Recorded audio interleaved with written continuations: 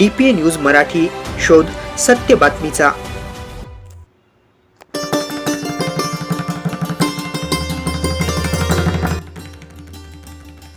आरोग्य सेवा महाराष्ट्र शासन अंतर्गत उपजिल्हा रुग्णालय गंगाखेड येथे असलेली सेवावाहिका माननीय संचालक आरोग्य सेवा पुणे यांच्या आदेशान्वये 30 मार्च रोजी राष्ट्रवादी काँग्रेस पार्टीचे नगर परिषद गटनेते मिथिलेश भैया केद्रे यांनी सेवावाहिनी वाहनाचे पूजन करून श्रीफळ फोडण्यात आले असून नगर परिषदेकडे हस्तांतरित करण्यात आली।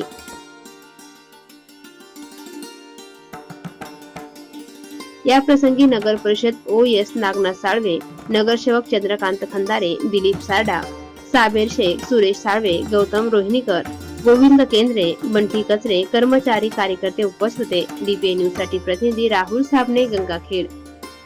ताज्या घडामोडी व अपडेट जाणून घेण्यासाठी आताच DPA न्यूज चॅनलला सबस्क्राइब करा आणि बेल आयकॉन क्लिक करायला विसरू नका।